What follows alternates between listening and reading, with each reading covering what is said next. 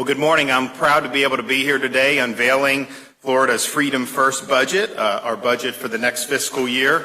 And I'm even more proud to say that Florida is clicking on all cylinders when it comes to economy and budget. Our budget for next year clocks in at $99.7 billion, but it also provides record funding for key priorities like education, our environmental resources, as well as support for law enforcement, all while maintaining a historic amount of reserves of more than $15 billion.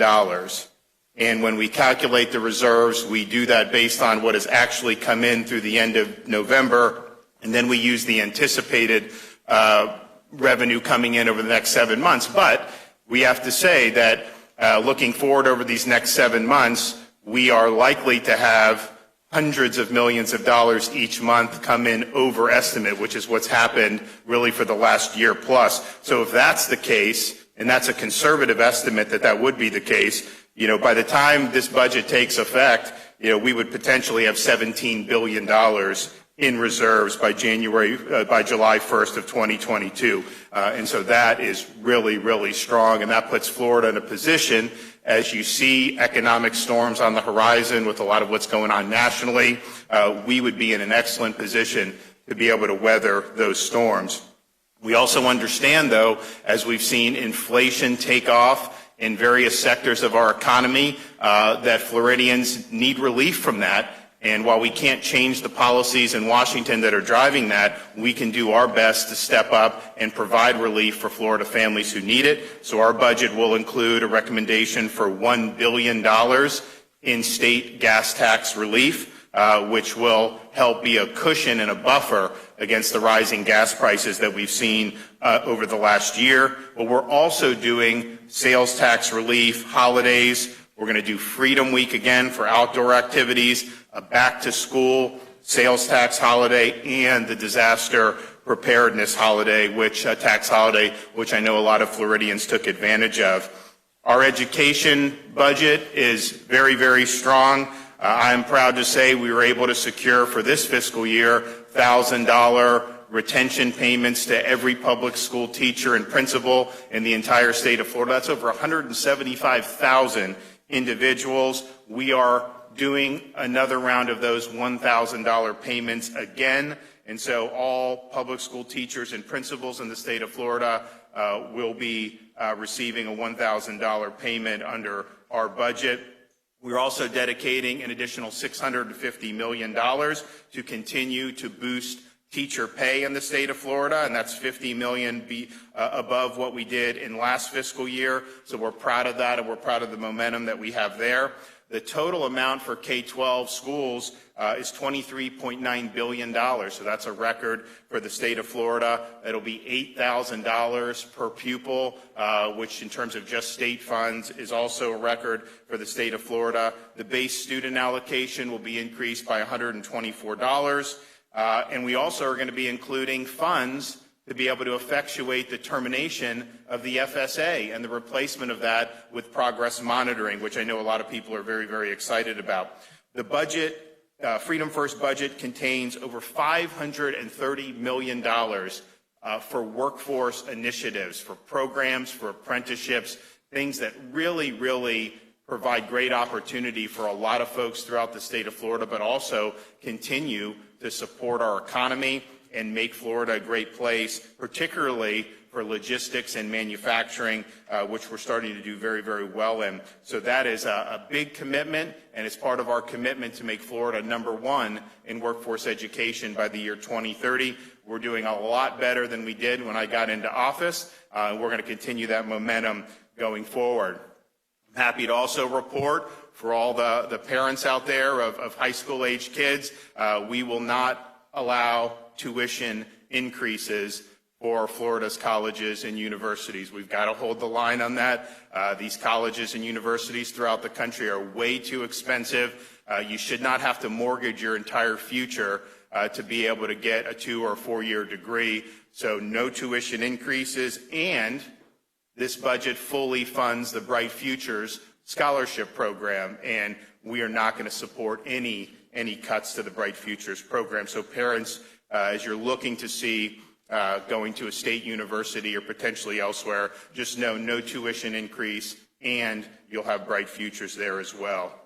Our environment budget is incredibly strong. We will have in these budget recommendations $980 million earmarked for Everglades restoration and for the protection of Florida's water resources. And when I came into office, we had looked and said the previous 4 years before I got into office, there was about $1.5 billion that had been dedicated to those types of projects.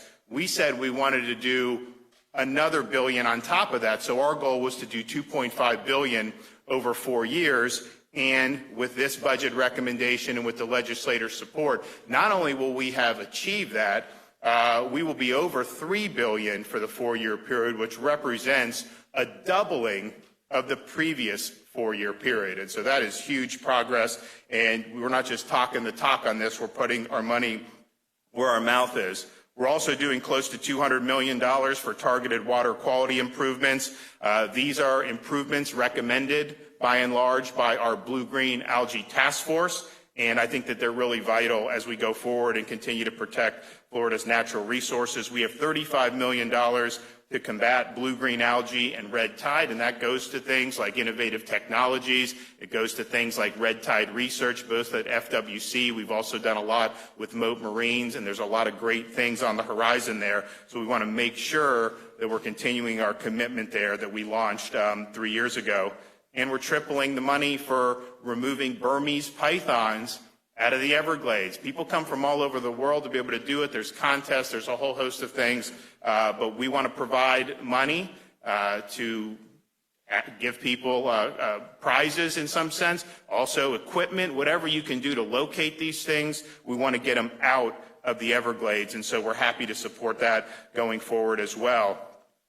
Even though we're doing a strong gas tax holiday, the Freedom First budget fully funds the Florida Department of Transportation's work program. And it's very important that we continue supporting infrastructure in this state. It is a growing state, and we need to just make sure that we're ahead of the curve there. We've been able to announce some incredible things in different parts of the state. We were just out in the Tampa Bay area recently talking about some of the things that we're doing in West Shore, Howard Franklin Bridge, a whole bunch of really, really good stuff. So we're committed to doing that, and we're going to make sure that that FDOT work program is fully funded. I'm also requesting $100 million for Florida's Job Growth Grant Fund. So this was something that I had to veto when COVID hit in June of 2020. We were able to get it in this current year's budget, and we've been able to apply that for some really significant infrastructure projects across the state of Florida that's going to have a profound impact on our ability to continue to expand our manufacturing base, our logistics, but then also using some of that money for workforce education, which we have done for things like expanding people that have commercial vehicle licenses, diesel technicians who work on the big trucks. These are all really, really important things. It gives great opportunity for people in our state, but something, given what you're seeing with the supply chain nationally, Florida, we've stepped up on the ports, and we want to step up across the board on that. We're also fully funding the Sadowski Trust Fund for affordable housing. Now, people want to come to Florida. Things are getting more expensive. Part of the rents have gone up because of the CDC's policy, which was misguided for so long. Nevertheless, we're doing the full funding there. We've talked a lot about supporting law enforcement, and this budget does that in a huge way, probably better than we've ever done. So if you look at what we're doing for state law enforcement as well as state employees, we have a total of $453 million earmarked for compensation increases. We have huge increases in pay for state law enforcement. And if you're a seasoned person who's already on the job, you're going to get a 25% increase in your salary. If you're somebody that's new to state law enforcement, that starting salary will be increased by 20%.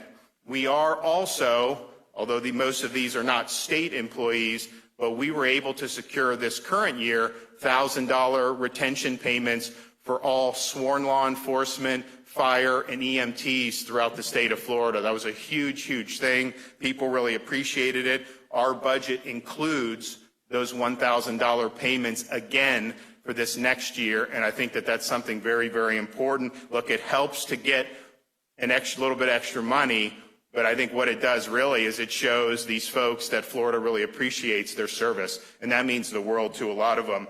We are, of course, including money for $5,000 signing bonuses for any experienced law enforcement officer who moves into Florida from another agency out of state, or anybody new to law enforcement within Florida that wants to make this a vocation will also be eligible for a $5,000 signing bonus. We also have earmarked $225 million for pay increases for state employees in addition to law enforcement. So every state employee under our budget, will be able to see a salary increase. And so we appreciate, we've had a lot that have worked very hard over the last year and a half, 2 years, and we're happy we were able to do this in 2020 budget, but we're also going to do even more this time, so we're happy about that. We also do a lot for health care. We have $100 million that the First Lady announced this week for cancer research. That's a huge increase in what we had year over year.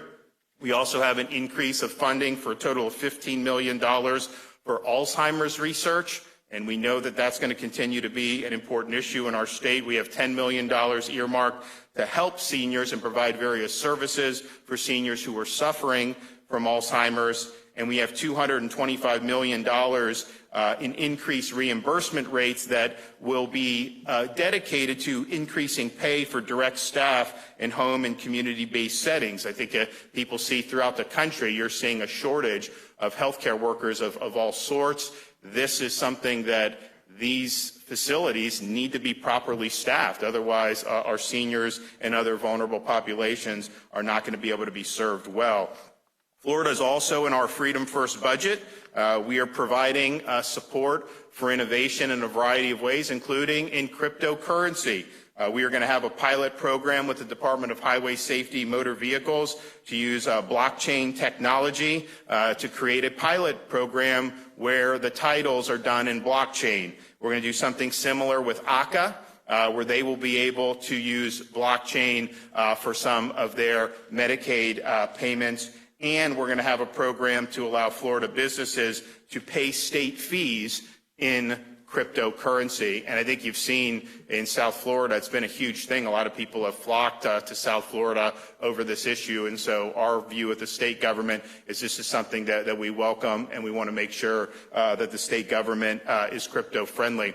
So when you look at what we've been able to do to see really historic support for education, both K-12 and higher ed, to see what we're doing to continue to modernize and improve our infrastructure, what we're doing for water resources, the support that we're providing for the men and women of law enforcement. This is a huge, huge budget. This is a huge deal. This is something that's going to have very positive effects, but we're doing that while remaining the lowest per capita tax burden in the country, while providing huge gas tax relief for people, and by having those really, really plush budget reserves, which puts us in an incredible position.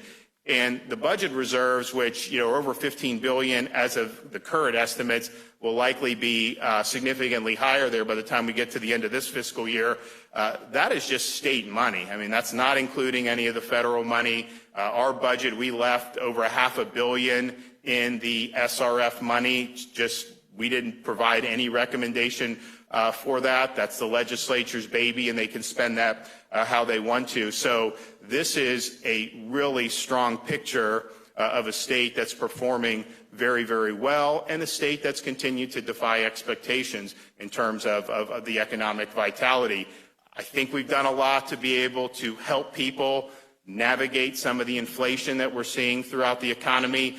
There's a lot that I wish would be done to maybe go in a different direction nationally, but that's just where we're at. So doing that with the gas tax relief, with the other sales tax holidays, I think will be a very welcome thing for a lot of Floridians, and we're just going to keep on going. We promised we would do these things, when I became governor. We promised we'd tackle environment. We promised we'd be support for education. We promised for infrastructure. We promised to support law enforcement and so many other things, and we're delivering time and time again. So freedom first budget.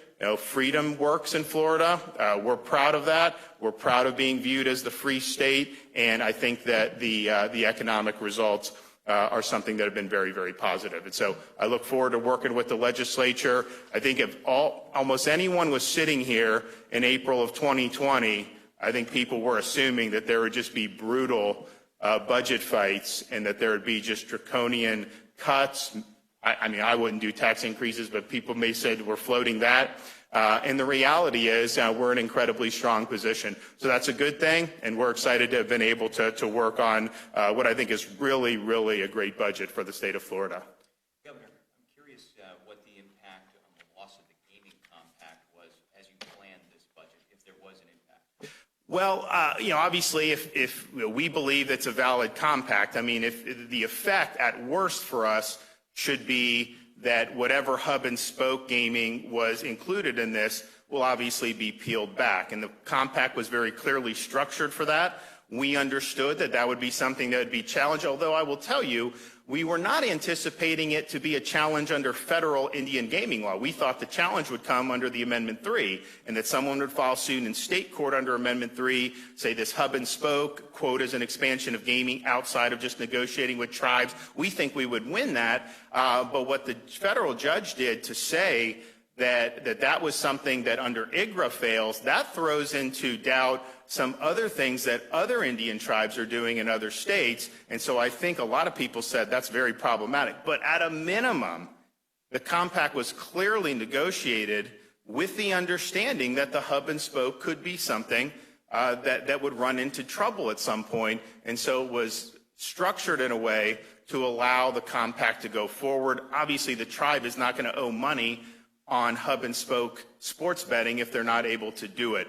So I think we'll be fine on it. I think it's going to have to go through, unfortunately, some of these things. But there's a lot of Indian tribes around the country who are looking at this decision and say, whoa, that was not something that was good. You do not throw out the entire compact over this one issue. I think we'll win on this issue eventually, but you do not throw out the entire compact. So we'll do what we need to do. But when you're thinking about like the amount of money coming in from the tribe, it's important, and I think it was really smart of us to do for a couple reasons. They have the most profitable casino in the United States, actually one of the most profitable in the world in Tampa. They do very well in Hollywood, and they weren't paying anything to the state. Obviously, we can't tax them. So we did the deal to really, I think, help the state out. But with the sports betting, I recognize this was not in my hands. You can run a referendum and pass it at any time, and if some company passes a sports betting referendum, the tribe gets it anyways. So they were going to get it one way or another, and so I felt that it made sense to do this, and I think we're going to end up being in good shape on it. But this was not something that I think we thought would go the way it did. We were disappointed in the Department of Justice's presentation in front of the judge. It was not something that they seemed to put their best foot forward on. But make no mistake, this has implications far beyond the Seminole Compact with the state of Florida. This could impact operations across the country, and that's why I think you will see people come across the country saying that this needs to be that this decision needs to be reversed in some respect, and I think that will happen. How many cities from the American Rescue Plan are pushing what they're calling a budget for everyday Floridians? The implication is that your budget doesn't do that. How would you respond? Well, you talk to everyday Floridians. First of all, they would have locked down and cost hundreds of thousands of jobs. They criticize me for keeping the state open. They criticize me for getting our kids back into school. Just think if we had not done that, the destruction that would have happened, the unemployment rate that we would see. So we've saved the livelihoods of so many people who are hardworking, who don't have the luxury of working from home, and we stood up for them time and time again. And think about what most recently just happened when we did the bill to prevent people from losing their jobs over vax mandates. I think every Democrat in the Senate voted against that. They were all in favor of people losing their jobs, cops, firefighters, people that work for private businesses.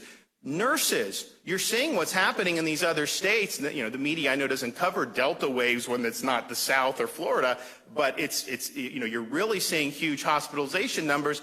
And a lot of these hospitals are short-staffed because they've actually laid off nurses. So we stood up for those folks, and we've been able to save and protect more jobs than anybody's ever been able to do because of the circumstances we found ourselves in. And then look at what we're also doing.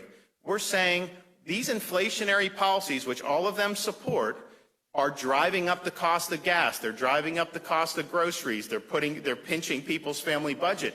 I think it's great that we have a lot of job openings in Florida. There's a lot of economic activity. But if your income goes up 4% and the cost of everything goes up 5%, well, then you've actually lost ground. So we're responding to that with what we're doing here with these gas tax holiday and all these other things. And then just think about what we're doing for law enforcement. You know, these are salt-of-the-earth, blue-collar folks. And I can tell you a lot of them were not standing with law enforcement for a long time, and they still don't.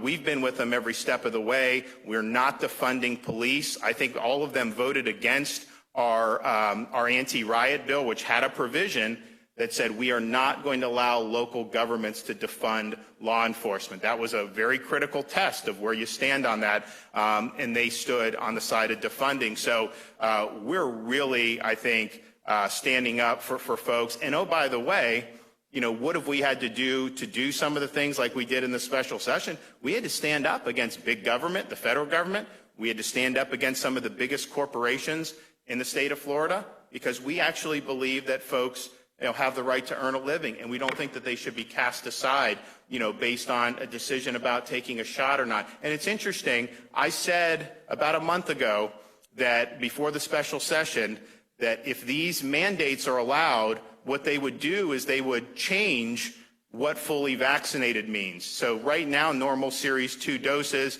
that will certainly, I said, in the future change to where if you don't get the booster, then you could be subject to these mandates and have penalties and potentially lose your job. And there were people, you know, who had a spasm that said, oh, that's not true. First of all, you're talking about, I'm saying what's going to happen in the future, so we have to wait and see. Well, now what's Fauci saying? He's saying almost assuredly you're going to need at least 3 shots to be considered fully vaccinated. And so we've stopped the pretty much across the board on these vax mandates for now. But the states that are doing it, other places and other states where companies are doing it, people are going to end up having to have that presented to them, no question about it.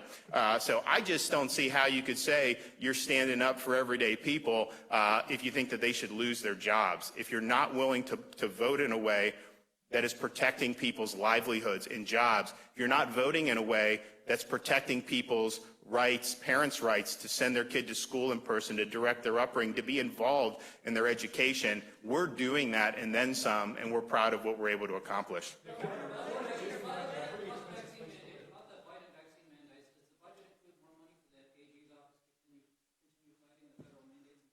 So we have more money, so we're increasing salaries for the attorneys in the AG's office to make sure that we can retain people, and we do have a litigation budget.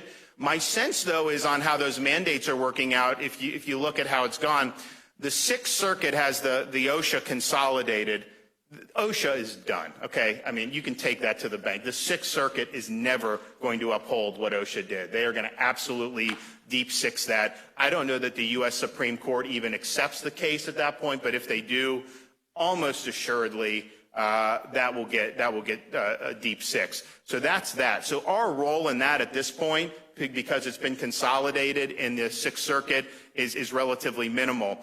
We are expecting a decision in the federal contractor case that we have in Tampa, but there's already a nationwide injunction on that. And so in some respects, you know, the thing about the nationwide injunctions, when you're the executive, you hate it because one judge, I mean, they would stop Trump in Hawaii. They'd find a liberal judge and they'd stop nationwide injunction. That's really not the way the system is supposed to work. But what's good for the goose is good for the gander. So now we're in a situation challenging Biden overreach where you get one judge to do a nationwide injunction. They can actually win these other cases, and you're still going to have the injunction hold. So the contractor mandate nationwide is stopped, and the CMS mandate is stopped as well. I don't anticipate us needing, I mean, we'll see what happens, and we do have money for it, but I think a lot of the litigation that we'll see going forward will probably be on other issues, because I think these have been significant defeats.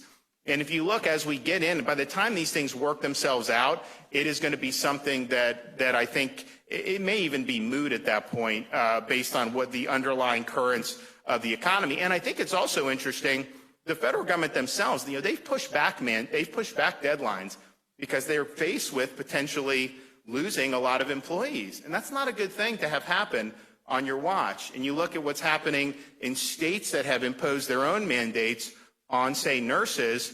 Now they're having to call in the National Guard just to be able to staff the hospitals. So I think this stuff's going to work itself out to where people understand that, these heavy-handed mandates, from a freedom perspective, all that, obviously very significant, but just functionally they're not working, because if you lose just a small number of employees in trucking, nursing, all these key industries, you just can't make a lot of this stuff work. How much and how are you using the federal relief funds that are left over? So we have over 500, over $500 million. We just said the legislature, you can do what you want to do. We are doing the first responder payments out of the relief funds, and we're putting a lot of federal relief funds into various infrastructure projects. So I think we had, what do we have, about $3 billion, $3.5? We had about $3.5 billion coming in, although they haven't given us that money yet, have they? When they did this, they said, first of all, they said if you have low unemployment, you get less money. High unemployment, you get more money beyond just your population. So we got a lot less, for example, per capita than New York and California.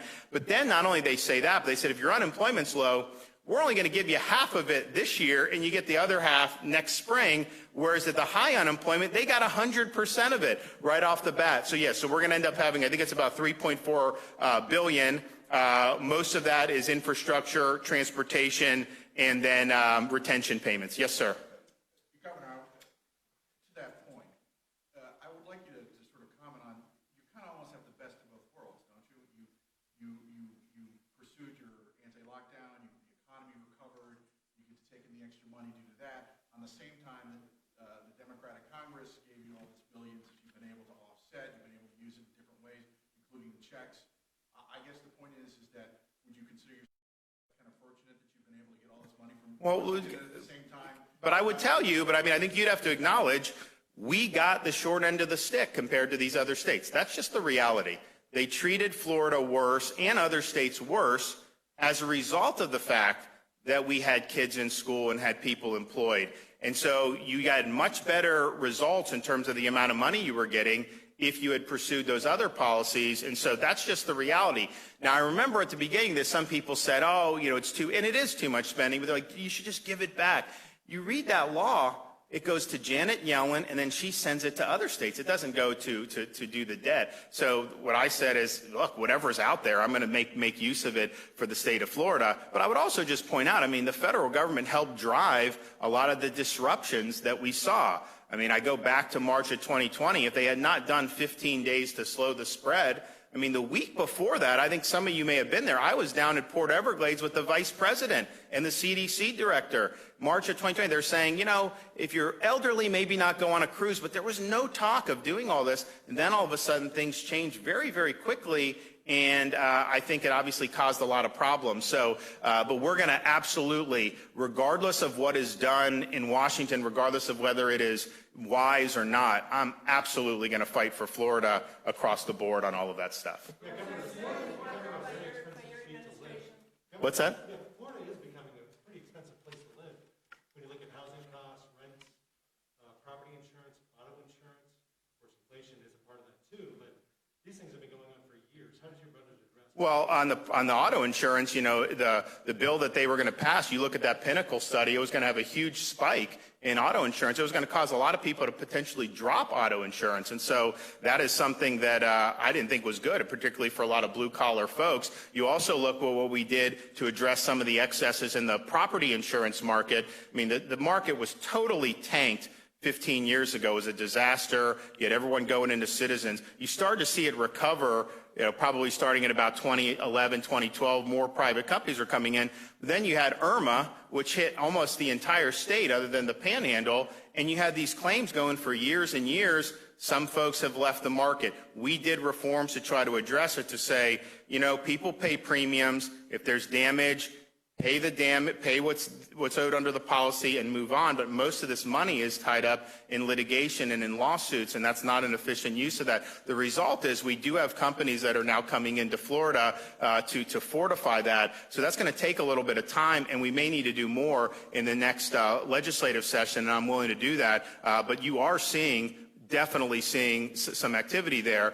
Some of the other stuff, I do worry.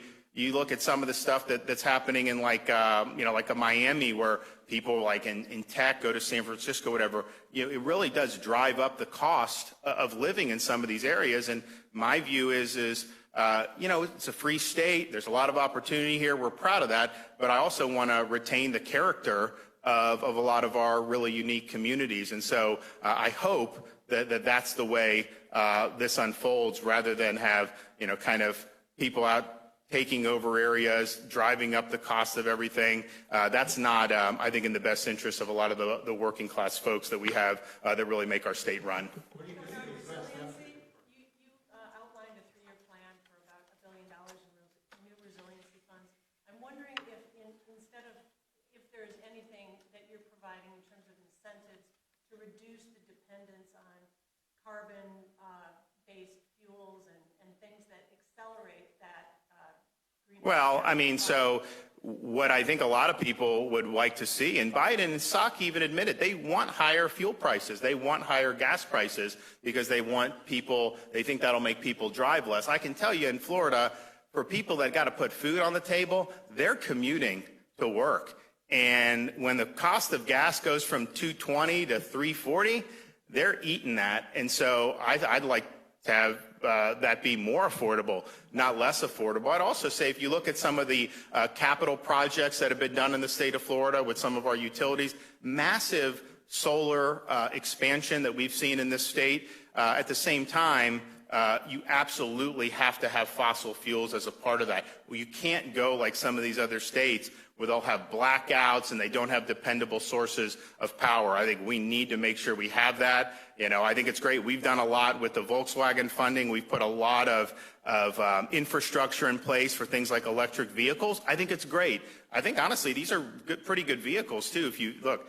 But that's not going to happen overnight, and it's not affordable for a lot of people. So we're doing that, and I think in this budget we're going to end up having another $500 million for different projects, as well as the money that'll come in from the dock stamp. So you're looking at between what we did last year and then what we'll do this year, it'll be over $1 billion just in money that the state is dedicating. But of course, the way these projects work, you end up having to have a match of local governments or local communities or local interested parties. So the result is going to be well over $2 billion in terms of what we're going to be doing to help fortify some of the particularly very low-lying and vulnerable communities. And I think that I give Speaker Sprowls a lot of credit. I told him this is something that I think we should do, and he really led the way to be able to do it. And so we have a bunch of seed money in there last year, this year, but then there is a recurring source